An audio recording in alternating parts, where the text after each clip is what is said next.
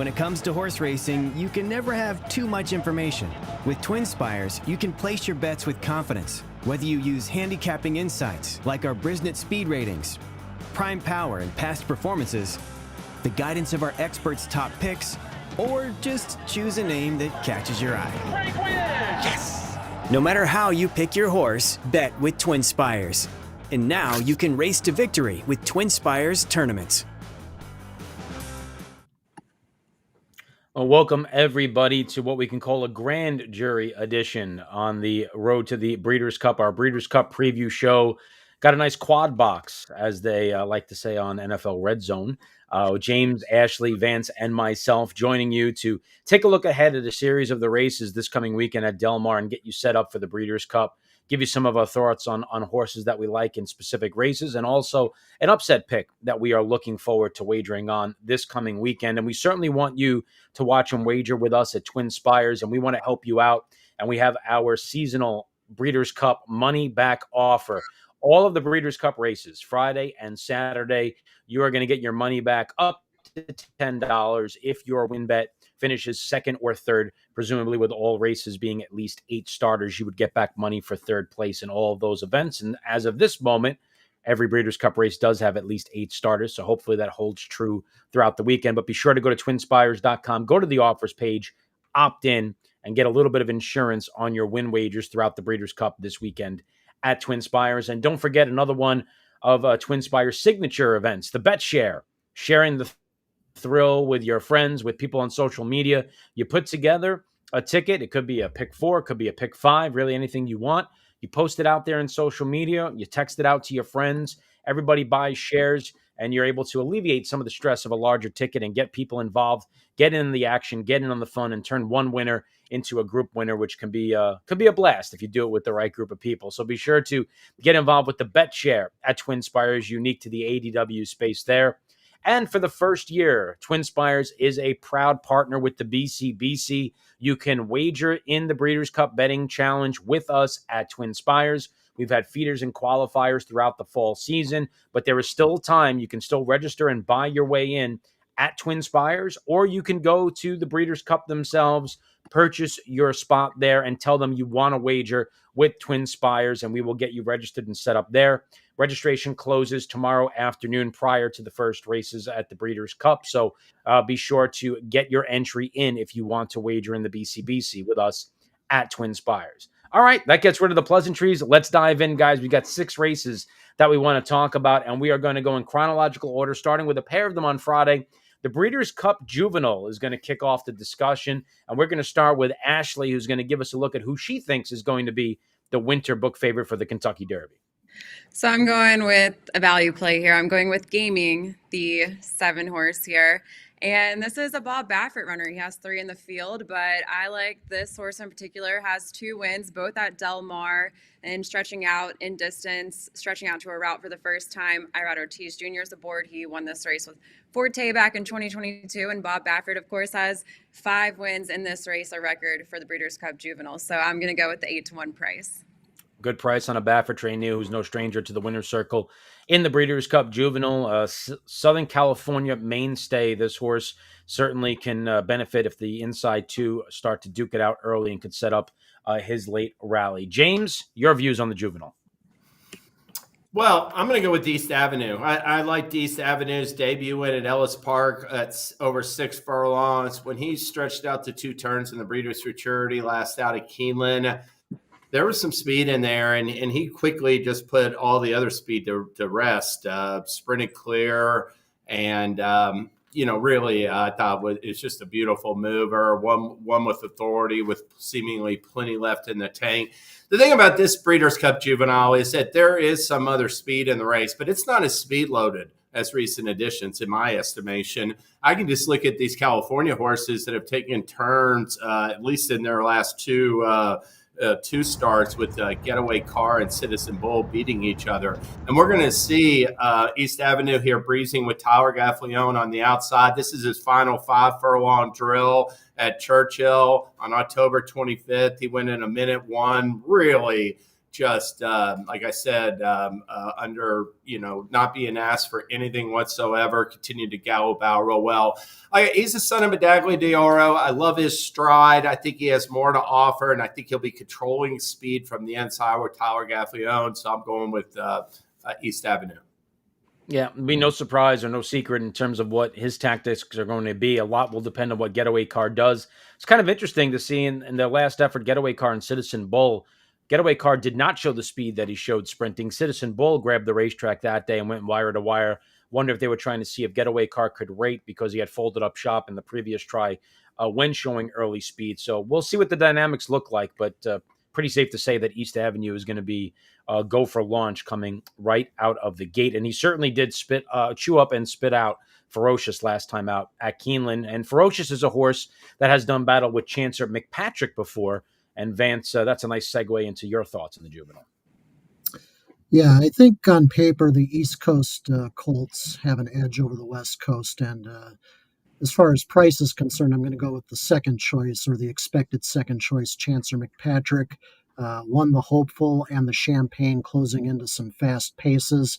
Might be a little bit different as he stretches out to 2 turns for the first time, but this is a really talented colt from Chad Brown, who won the first Breeders' Cup Juvenile held at Del Mar with good magic. So Chancer McPatrick for me at 3-1 here, morning line. A little bit better price than on East Avenue. I'm hoping that he will get the pace to run at. And this horse has got a really good turn of foot as he displayed both at Saratoga and at Aqueduct, especially last out, making a big, bold move around the far turn. And if he can get himself into contention in that fashion over this racetrack, I think he could be tough to fend off at the end. Yeah, if you're a Ragozin player, kind of a standout. If you look at the Ragozin sheets, he seems to be the fastest horse. Obviously, the Ragozin figures do take how wide you go into account in their speed figures. So no surprise that he fares exceedingly well given the trips that he's had and eye-opening moves, which is why I like him as well, for all the reasons that you said. My concern with Chancer McPatrick, of course, is the shape of the racetrack at Del Mar. We've seen times in Southern California Breeders' Cups where the track can play very kindly to the inside and play kindly to speed. Doesn't mean it has to be that way, but Del Mar is known to be a racetrack that does play well to speed. And I would advise watching the races earlier on in that day to see how it is playing and to make sure that the track doesn't change at all through the day, because we have seen Breeders' Cup Fridays in the past that certainly have played well to inside speed, especially out in Southern California. So that is my one concern with Chancer McPatrick, given where he's drawn, where East Avenue is drawn. And there's no question that Chancer McPatrick is likely going to be coming from last or second to last here as he takes back, drops back, and makes that one bold move. But I do agree. I think he's the most talented horse in the race. I think East Avenue might be the most precocious in the race given his early speed, and it's going to make for a compelling stretch drive. I think both have fairly equal chances to win, so I went with the second choice on the morning line, but I do think this race is going to be relatively formful. All right, let's turn to the second race on the Friday card that we are going to look at, and it is the Breeders' Cup Juvenile Turf. This race is going to be wrapping up the Friday card, and Vance, you have a bit of prowess for the turf, especially the international runners, so we'll give you first crack here. Yeah, this is a race European horses have tended to dominate for quite a number of years now. And we've got a lot of European representation here. A couple of them, like New Century and Kudra, have already run here in North America. Those two ran 1-2 in the summer stakes at Woodbine, and a good performance on both of their parts. I am going to take a stand against those two, however, because I think number 13, Henri Matisse, faced a much better competition in Europe than either New Century or Kudra did before they came to North America in September. Henri Matisse, very formful races in Ireland this fall. He won the Futurity Stakes and ran second in the Vincent O'Brien National Stakes at the Curragh, which is Ireland's top 2-year-old race. And in the Futurity, he wound up defeating Hot as Hell, who has since come back to run very impressively, winning the Beresford Stakes in Ireland and then the Group 1 Futurity Trophy at Doncaster. So the Futurity form at the Curragh has worked out really well. Last time Henri Matisse ran in early October in the Prix Jean-Luc Lagardère at Longchamp. Obviously not his best performance at all. He was kind of buried along the inside on a track taking absorbing a lot of moisture at that point in the card, and he didn't run particularly well there. He ran with blinkers as well. He gets the blinkers off for this race. He gets the firmer ground that he likes. Aidan O'Brien has been successful in this race before, so I think perhaps the one caveat I have is the post position here, number 13. That's a tough post to win from, going a mile on the turf at Del Mar. But as far as class is concerned, I think Henri Matisse probably has an edge over the other Europeans. And 6-1 morning line, if I get something like that, I'll take it. Yeah, a little help from the post position gods with the scratch of Minaret Station. Tenacious Leader also out, and the AEs are not drawing in, so we're down to a field of 12 here. James, we're going to give you a crack here. Looks like the international contingent may have the Americans surrounded in this one. Well, they may have the Americans surrounded, and I think horses drawn outside. I'm not too worried about Del Mar when they're not running like 12 or 14 horse fields. I thought in 2017 and 2021 at Del Mar, horses breaking from middle or outside posts were fare better than horses from inside. At least the ones from the inside that didn't have speed or tactical speed, they had trouble working out a trip often. I respect Vance's pick as well as New Century and Amori City. They'll be on all my multi-race, but I'm taking a swing at an upset with number 3, Noble Confessor. This is a colt that Todd Pletcher ran twice on dirt. His dam is a sister to Sweet Melania, who's a multiple graded turf stakes winner, finished 3rd in the Breeders' Cup Juvenile Turf herself.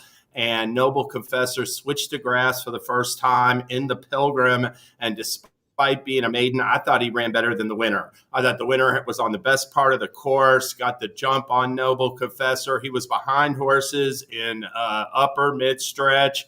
When he finally found a seam, it was down towards the inside, and I thought he finished closed powerfully.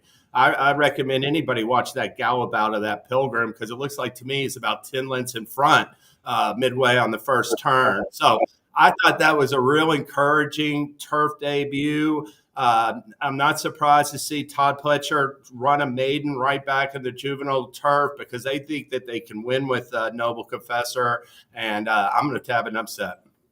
Yeah, this would definitely be a separator for you, especially in the multi-race exotics, a maiden in the Breeders' Cup, and not just a maiden in the Breeders' Cup, but going up against a strong international contingent. So I'll never talk anybody off of a bomb in the Breeders' Cup. So Noble Confessor, a big pick.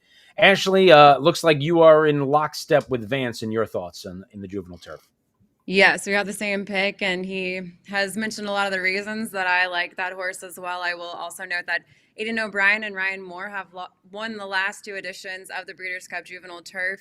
And if you're looking for a longer shot, though, I'll throw out Amori City for Charlie Appleby with William Buick aboard. I think has a chance here, too. But went up against Henri Matisse and, finished further back, racing 7 furlongs, both stretching out to a mile here. But if you're looking for a little bit better of a price, maybe go with the Charlie Appleby runner, because he does well in this race as well.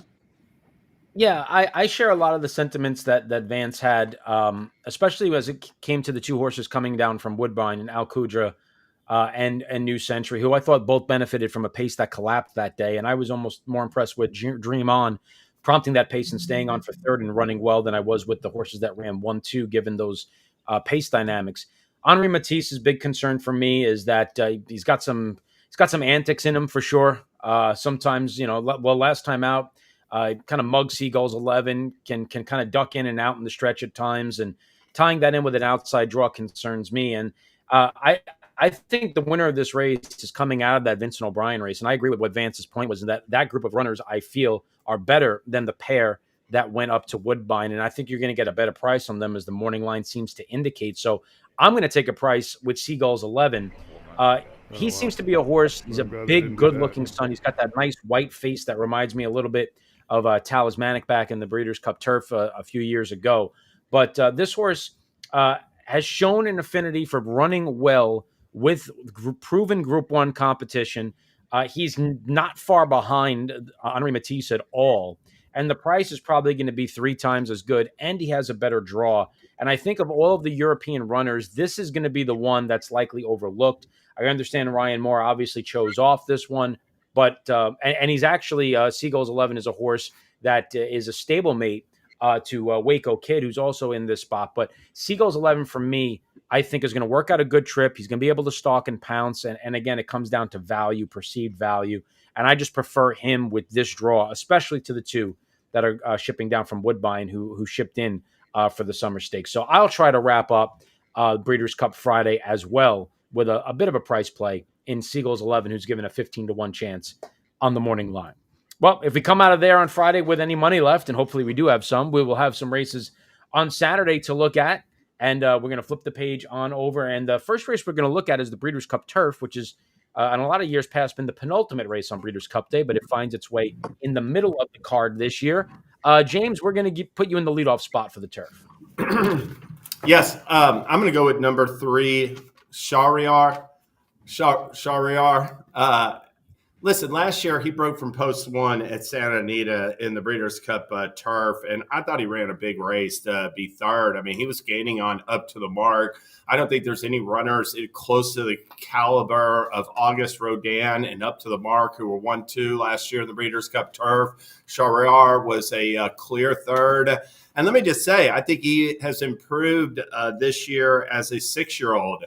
You can just look at his form lines. He was, 5th in the Dubai Shima Classic and 11th in the Sapporo Canin last year before running our bang-up race in the Breeders' Cup Turf for third. This year, he ran a really big second in the Shima Classic, and he finished a respectable 5th in the Sapporo Canin. So I just think he's coming in to Del Mar in better form than he was last year, and I think he's got a big shot to win the Breeders' Cup Turf from off the pace. And here we are watching him work. I think we lost Darin. I think we did. I believe I'm up next, though, so I'll just lose me because I think I was out of the feed for a second. But I'm going with number 11, Rebels Romance. This is the morning line favorite, but I feel like in this edition, going to be very hard to beat a specialist here. 9 for 12 from and 4 for 5 this season. Won 2 of the last 3 Breeders' Cup Turf editions. So I'm sticking with the morning line. And Vance, I know you're on the same page to add on to that. Yeah, this edition of the Turf did not come up particularly strong, either from a domestic or international perspective. And Rebels Romance, having won this race 2 years ago at Keeneland, is a slight class standout in this race. Had a bad season last year, but he's really come back to the fore this term, winning in multiple countries, defeating Shahryar in the Dubai Shima Classic. Comes off of a Group 1 win in Germany, which is a little tighter finish than his fan base might have wanted coming into this race. But he does seem like the class of this race, and it was kind of shown 2 races back in the King George VI and Queen Elizabeth at Ascot, where he finished third, kind of behind Blue Stocking, the runner-up who went on to win the Arc de Triomphe, and then the winner is I'm bound for the Japan Cup. So Rebels Romance has a great form line in the King George 2 races back, and again coming off of a Group 1 win in Germany, narrow one, but I think he'll reassert himself a little more strongly. And as you can see here, this is the Group 1 in Germany, the Price von Europa, I believe, at Cologne. And Palladium vor Außen Rebels Romance, der in die Entscheidung gebracht wird. You can see Rebels Romance and the Godolphin Silks here kind of moving up, and heavy favorite in this race. It wasn't obviously coming a couple of weeks before the Arc de Triomphe. It's not the the deepest Group 1 event on the European racing calendar, and he does just kind of eke out a victory over a horse that he probably should have handled a little more strongly, but still a pretty good effort on his part, and Rebels Romance will take a lot of beating at Del Mar on Saturday. Yeah, and that was a big race just to get him back in form. I mean, it's the same pattern, right, from his 2022 coup at Keeneland when he won the Breeders' Cup Turf. I mean, he was almost 6-1 that day. Going to be a much shorter price. The 5-2 morning line favorite, Rebels Romance in the Turf. Darin, good to have you back. We've all gone over our Turf picks. You're up. Man, I appreciate it. Sorry about that. I like the Ghost of Machine pops up at the exact worst time. I cut out when you were talking about Shahryar, and I am actually in lockstep agreement with you. I actually needed him last year, and the rider in that race made a poor decision where if he would have stayed in the spot that he was in coming off the term, he actually was in the same position that Auguste Rodin ended up taking to become the winner, and he vacated that spot and gave up the spot that actually produced the winner of the race. And I think he actually had a chance to win last year had he not done that. So he looks to be in similar form this year. He's running some big spots. I think the Del Mar Turf course is similar to Santa Anita for him. I have no issues with him over this course, where you do have some questions with some of the European runners sometimes when they go to a tight turn left-handed course. We don't have those concerns with Shahryar, and the price is definitely right at 10-1. I heard you mention Rebels Romance. I do concede he's definitely the horse to beat. He's got definitely the class of the field, but I'll take the better value on Shahryar, and I do think that Japan has a big shot to have a big Breeders' Cup, and Shahryar definitely is included in that. So, all right, let's try to pick up where we left off. We will transition from the turf to the classic here. And Ashley, we will give you first crack at the classic, which is actually going to kick off a late pick four sequence for the first time in the history of the Breeders' Cup. Hopefully I don't cut out because I keep having internet issues as well. But I'm going with another Bob Baffert runner, Newgate, at 20-1. I don't know if we'll get that price at post time, but I'm looking at pace scenario here. I'm looking at the last out start for Newgate at 1 mile and an eighth. Had a very good closing kick, a 1:15 Brisnet late pace rating, stretching back out to 1 mile and a quarter, has a win at that distance, and has finished in the money in 3 starts at Del Mar, so likes this track, and I think has a good chance sitting off the pace here, and I'm going to go for a big price because I think it's a wide open classic.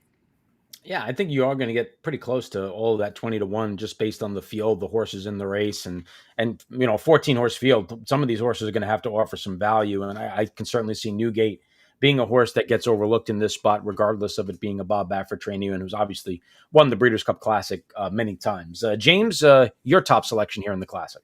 I'm with Ashley in the Breeders' Cup, $7 million Breeders' Cup Classic. Maybe you're not getting that price, Ashley. I know, right? Yes. I like Newgate. And I'm just going to say Newgate, I didn't think he showed much at 2. He's starting to come on last year when he ran second in the Sham and then won the Bob Lewis. And then he went to the sidelines for 11 months. I thought early this year, it was like early in his three-year-old camp season for him. He was starting over, 3 starts into it. He wins Sanity and handicap.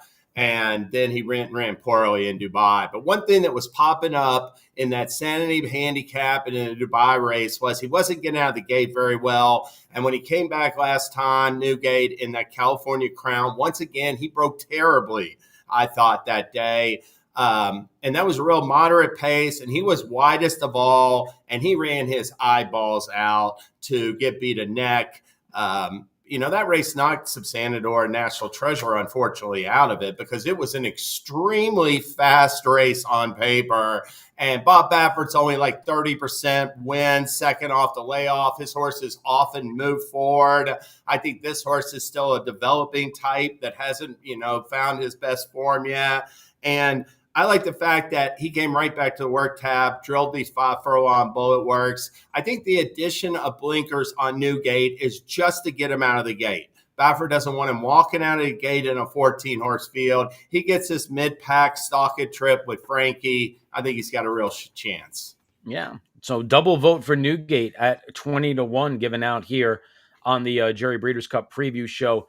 Vance, Europe is sending over probably their best hope they deem in the Classic in quite some time, and an international superstar in City of Troy. He's given a lot of confidence on the morning line. Make your case for him. He's, to me, the undisputed class of the race. Whether he's going to show that on dirt remains the question.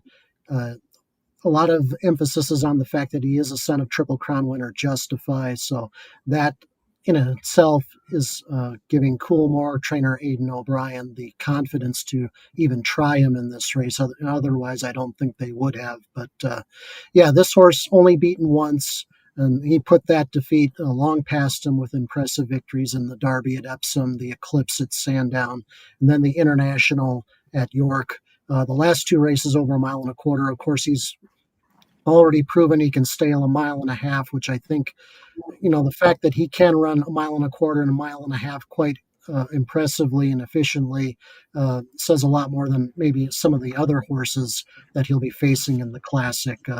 Now, the main drawback, besides him trying dirt for the first time, the 5-2 morning line as a 5-2 morning line favorite. I mean, if he starts anywhere near that, he's not going to be a value play for sure in this. And there's no guarantee that he's going to go off the post time favorite, but if he is, he's probably not the best wagering play in here.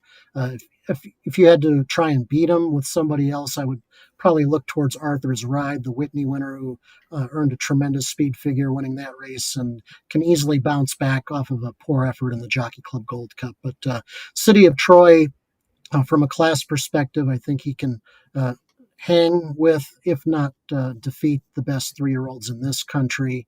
The distance isn't going to be a problem. He's got tactical foot too, which is very important to have over a strip like Del Mar, where front runners and stalkers have performed very well over a mile and a quarter since the track was converted back to dirt about a decade ago. So City of Troy, not the best value play in the race, but he is my top selection. Yeah, I think that's what it comes down to for me. I mean, if he's anything close to 5-2, I have to let him beat me in this spot. If he was going to go off at 8-1, if he was going to offer the value of a Saki or Giants Causeway, I could certainly, or Toast of New York, who ran extremely well in this race, I could understand. But at 5-2 in a 14 horse field, facing a lot of intangibles, of course, the great handicapper Harvey Pax had never bet a favorite that's doing something for the first time, which obviously that applies in this particular spot. My concern from him from a race standpoint is if Fierceness and Arthur's Ride get out in front of him and he's stuck down inside getting a lot of kickback and dirt, how is he going to handle that? I just think there's a lot of questions involved in how this race is going to go, which is why I can't settle for him at 5-2. So I landed on Forever Young, a horse that I've been high on for the better part of a year. I picked him in the Kentucky Derby. He ran a winning race in the Kentucky Derby. Dermot Sotogake came out of the Derby, was off 6 months, and came back to run second in this race, albeit a Breeders' Cup Classic last year that was a little bit diluted of talent. But Forever Young has had a prep in preparation for this. His connection said he was about 80% in that prep. He stumbled at the start, still put himself in the race early, showed more tactical speed than he had in the past, opened up lengths, and was an impressive winner in preparation for this. And I just don't think this horse knows how to run a bad race. He hasn't done it yet.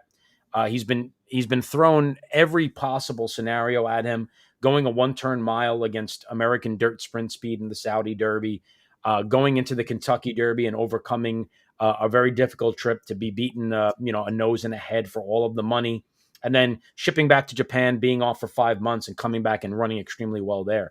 At 6-1, I think that's a square enough price on him. Like anybody else, he needs to work out a trip, and hopefully he gets out of the gate well. But I will land on Forever Young, who I think is probably the best 3-year-old dirt horse in the world. And at 6-1, I'm going to take that. I am curious to see what Next does. I'm glad that they're trying this spot. I think it adds an interesting dimension to the race, and we'll see if he could post the same speed figures that he has been doing going marathon distances at a mile and a quarter. But it is you get that pace from the outside. There's some outside speed like you referenced, Darin. Yeah, no, there is. Definitely there is, which makes it a fascinating race. I think it's one of the more fun Breeders' Cup Classics to handicap that we've actually seen in quite a few years, and definitely excited to see what transpires in the $7 million edition this year. But we'll see. City of Troy, one of the American runners, one of the Japanese runners. It's going to be a compelling edition of the Classic. But even after the Classic, there's more racing this year. 4 more Breeders' Cup races, in fact, and we're going to take a look at a couple of those, starting with the Breeders' Cup Mile, which has no shortage of talent either, Vance, and a lot of European influence here as well. Yeah, another race the Europeans have dominated of late, especially Godolphin, and I'm landing on their representative here, number 6, Notable Speech. He is the morning line favorite at 7-2, a bit of a lukewarm favorite, but I think I would take 7-2 on him. He's kind of been in and out form this year. Impressive winner of the 2,000 guineas on a day that City of Troy just simply did not show up in. Then he took a step back in the St. James's Palace at Royal Ascot. No visible excuse why he ran so poorly. But then he rebounded in the Sussex Stakes at Goodwood, albeit against a modest field of older milers. And then last time he ran another not so great effort at Longchamp, the Prix du Moulin, but now that one, trainer Charlie Appleby is excusing due to the fact that the ground was soft, and this horse tends to like a firmer, faster ground than the kind that he got at both Newmarket and Goodwood over the summer. So notable speech perhaps isn't the the one that has a greater edge over some of these horses. I mean, you're also kind of looking at number one, Ramatuelle, the 3-year-old filly. We also have Porta Fortuna, who's pretty talented as well. Ramatuelle, I think, would be a close second choice for me, coming off of a victory against older males in the Prix de la Forêt. And she's an up-and-comer as well. But I think head-to-head, I think notable speech will have a slight edge here. He should get a great trip here from post 4, and I expect Godolphin's winning streak in this race to continue. Strong European contention here in the mile as well. James, a lot of contenders, the post position gods were not kind to them, including your selection here. Hope for the Americans, who's drawn the far outside. Yeah, but I think with this tactical ability, Carl Spackler. I think Carl Spackler has improved in his last 2 starts significantly, and he's going to be tied on for a huge effort. And first off, I just think the quality of these, the Euros have won 4 consecutive miles, but I think their quality's been down. These horses like Ramatui, congratulations on losing a 4-race win, snapping a 4-race losing streak last time. I didn't think that was a strong field. Vance referenced notable speech every other race. He just, it's. I even wonder about Porta Fortuna and Diego Velasquez. I think the Americans are better this year with both Carl Spackler and Johannes. I think they're both going to run really well, but I like Carl Spackler off his last 2 efforts. I thought that was a really impressive performance in the Coolmore Turf Mile at Keeneland. I think his tactical speed, like I said, will ensure a good trip, just like in 3rd or 4th early. And I look for a big effort from the Chad Brown trained runner on the far outside, Carl Spackler. And with the opposing view, someone who thinks that the Europeans are strong this year, good segue to Ashley. Well, I'm going with Porta Fortuna, and this is a Donica O'Brien runner, and Donica O'Brien looking to make history like his brother and become the youngest trainer to win a Breeders' Cup race at age 21. And this is a horse that has 3 wins at a mile and then 2 seconds from 5 career starts at the distance on a 3-win streak in Group 1. So I like the form. Not going to get a great price either at 4-1, but trying to not play the favorite here and go with Porta Fortuna instead. Yeah, I had a theme earlier about European runners that I like that might get overlooked. And I think Diego Velasquez falls into that category in the mile. There are some times where he's been complete no-shows, but those are races and conditions that do not apply to the Breeders' Cup Mile. They're longer distance races where clearly he doesn't want to go a mile and 5/16. He doesn't want to go a mile and a half. And I think if you just draw a line through those races and focus on the races at a mile up to a mile and an eighth, his form looks much, much better if you can hide the rest of that form. So Diego Velasquez, for me, from taking a look at the Europeans, notable speech is going to get a lot of attention. Porta Fortuna, the 3-year-old filly down to the inside. I think 8-1, 10-1 is definitely a square price on this horse.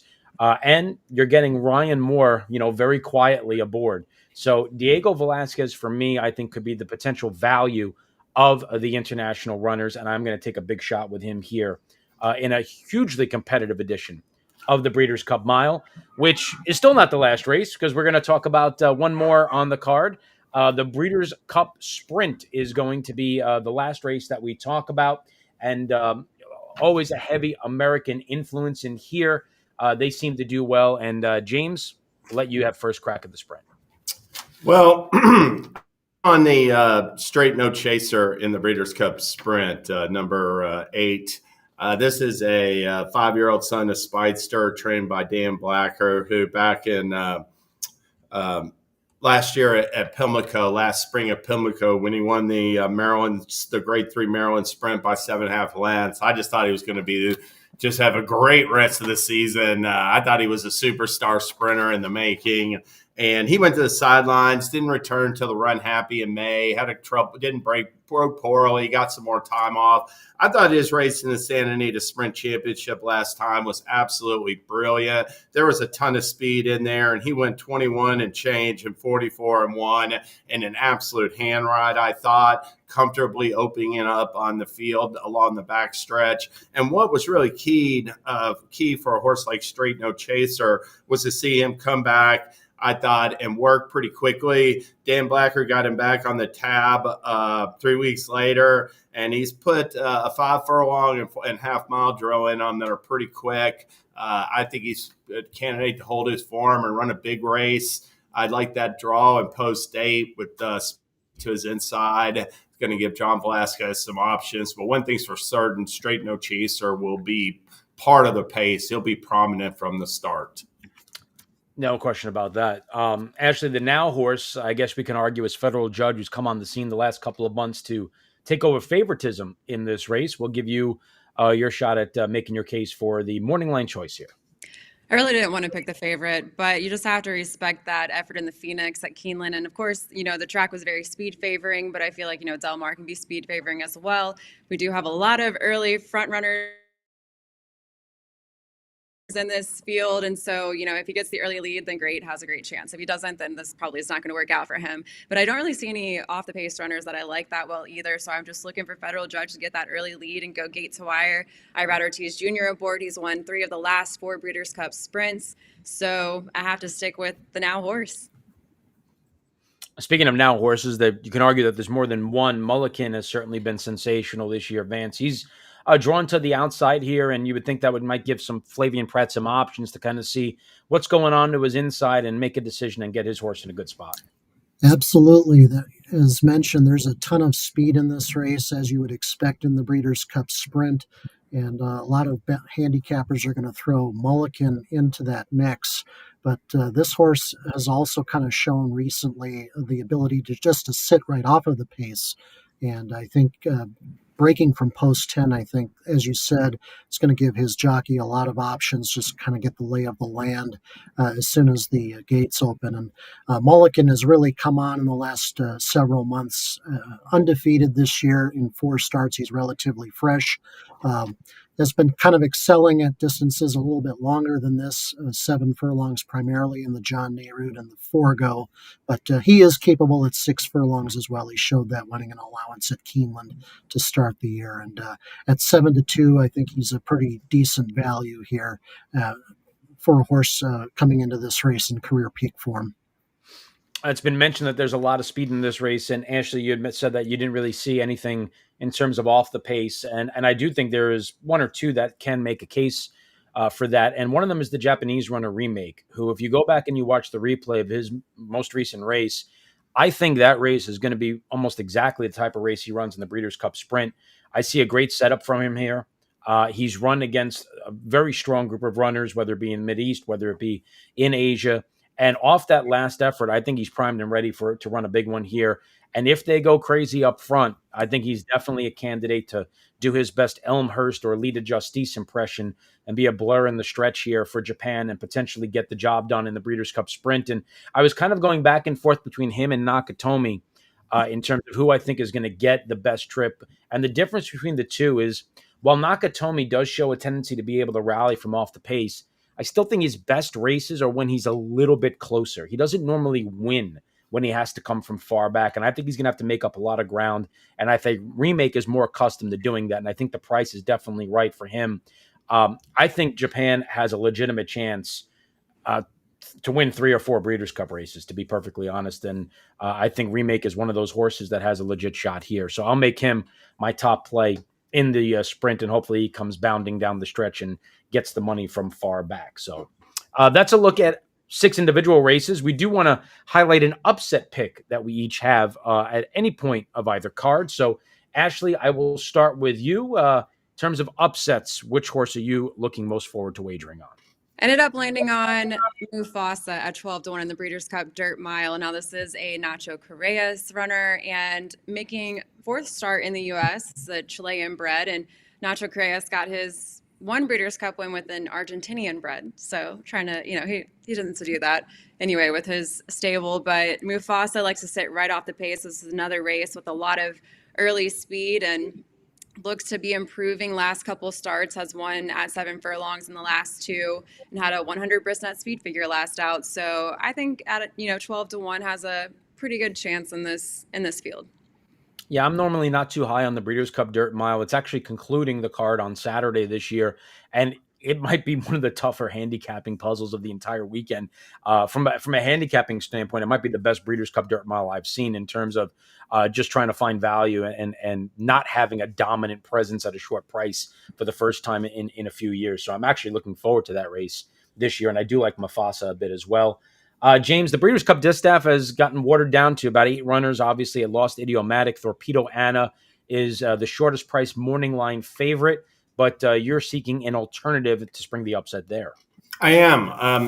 And listen, I've done a lot of research on the Breeders' Cup past editions. We've seen, numerous fillies. Latruska in the last Breeders' Cup at Del Mar won 5 in a row, was the big favorite and ran 10th. Midnight Bisou had won 7 in a row. But, it was a long, arduous season, and she did not show up with her best in California at the end of a long season. Anna was running these huge races back in March. In fact, her first 4 races this year first 5 races this year were all blowout wins.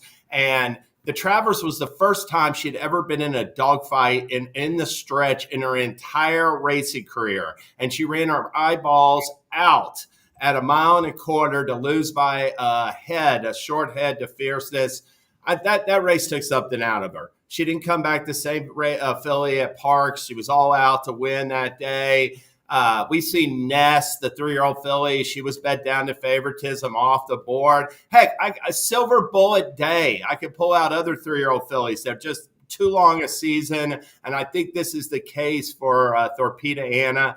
Obviously, Awesome Results got a chance to beat her, but I like Raging Sea. I see the method to the madness with the way Chad Brown has trained her. She ran a huge race in the Chevy 3-back and then took another step forward in the Personal Ensign, a monstrous performance to beat Idiomatic by a nose.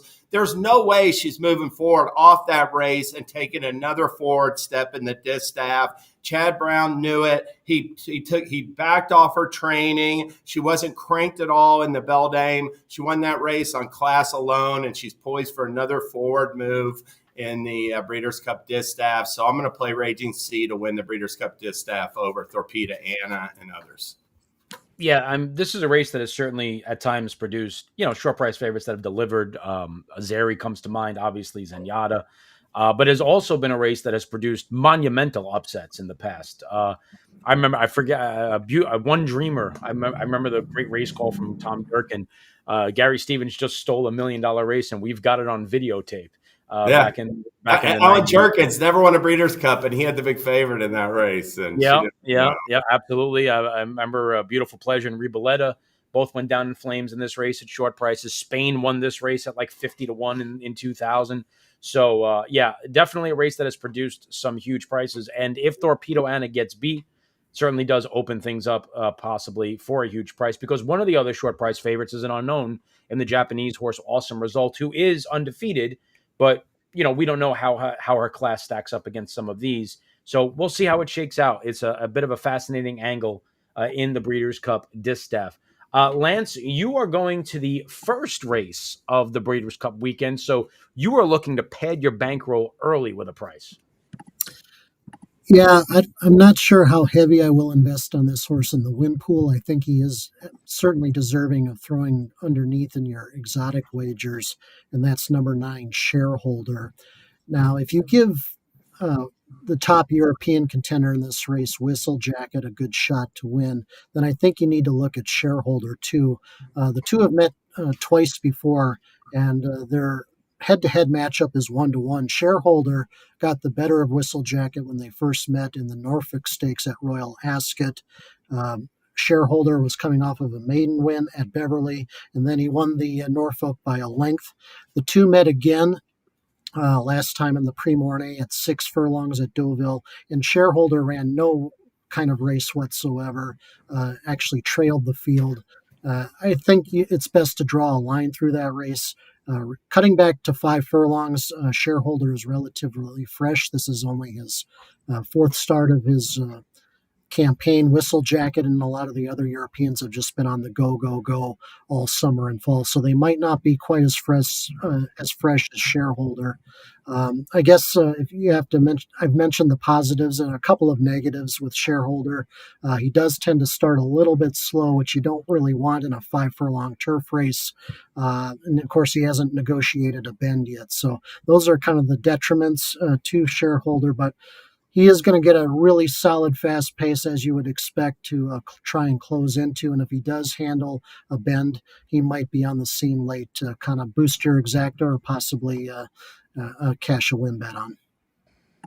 Yeah, I don't think I've ever looked as much forward to a Breeders' Cup Juvenile Turf Sprint as this year, because the Japanese runner Okoro Sieg is coming with so much buzz in the last week that I'm going to be fascinated to see how much money he actually takes, because I won't call it a consensus, but a lot of people that I respect tell me that this horse is extremely fast. So I'm curious to see if the money comes flooding in on Okoro Sieg and what kind of performance he gives. And if he doesn't, it certainly could amplify the value in the horses around him, including Shareholder, your selection there, Vance, in the Juvenile Turf. What do you have, Darin? Give us a price now. Listen, I'm probably getting cute and it's creative, but I have been burned many times in my backyard of New York in marathon turf races because riders fall asleep and let somebody go to the front and they just don't come back to them like they expect. And I think that could potentially happen in the Breeders' Cup Filly and Mare Turf with Full Count Felicia. There's not any other speed in this race, really. And the other fact is, a lot of these fillies and mares are stretching out from 1 1/8 to 1 3/8 for the first time.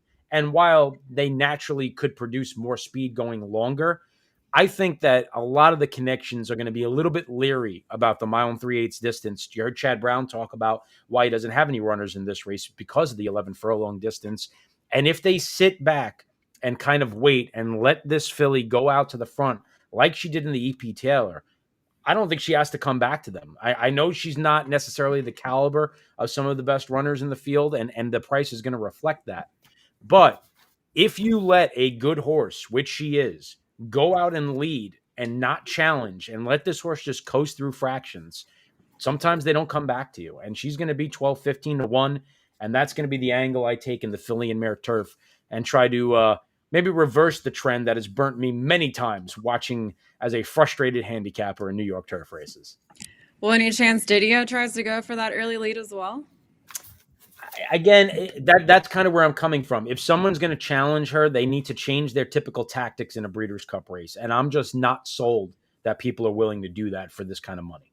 Day at the Spa and Intercontinental, 2 wire-to-wire Filly and Mare Turf winners, and Darin's looking for an upset one with Full Count Felicia. She's as good as Intercontinental. Yeah, you're going to get every bit of 12 to 1. So I like that angle. Everybody thought that it was a fluke, but maybe it wasn't. Maybe not. Well, it just comes. This is one of those pace makes the race type of angles. You know, I freely admit she's not the best horse in the race, but I'm hoping I'm going to get in front of the curve on this one and potentially be a separator in some of the multi-race exotics, and certainly use her to hang on for a share underneath in tries and supers. We'll see how it goes. But it's a fascinating Breeders' Cup this year. A lot of great betting opportunities, really compelling stories, strong international contingent, Japanese influence, everything you want in a Breeders' Cup. And we're definitely excited to bring it to you through TwinSpires. And again, want to remind you, we have that money back offer, $10 on all the Breeders' Cup races Friday and Saturday. If you run second or third, you will get that $10 back. You don't have to wait for it. Once the race goes official, within minutes, that $10 will be back in your account. You could churn it right back into the next Breeders' Cup race. Don't forget about the bet share. All the great pick fours, great pick five opportunities. Put your ticket out there. Have people take part. Share in your bet share ticket. And on top of that, a lot of us will be putting out bet share tickets as well. James, Ashley, myself. So if you like our ticket, you can buy a share of our bet share that we're putting out there for all of our TwinSpires players. So be on the lookout for that through TwinSpires social media. And again, if you are a serious tournament player, the Breeders' Cup Betting Challenge, you can now wager through the Breeders' Cup Betting Challenge at TwinSpires, $10,000 to buy in, but you're playing for a high six figures in terms of cash prizes. It is the big major of the tournament schedule and one of the most sought out prizes all season long for the tournament players, the BCBC, as it is so well known. You can now wager on it through TwinSpires. So that closes the book on the Grand Jury, the Breeders' Cup Preview Show. Thanks so much for joining Ashley, James, Vance, and myself. Have a great Breeders' Cup weekend, everybody, and be sure to watch and wager on all the action with us at TwinSpires. When it comes to horse racing, you can never have too much information. With TwinSpires, you can place your bets with confidence, whether you use handicapping insights like our Brisnet speed ratings, prime power and past performances, the guidance of our experts' top picks, or just choose a name that catches your eye. Yes! No matter how you pick your horse, bet with TwinSpires. And now you can race to victory with TwinSpires tournaments.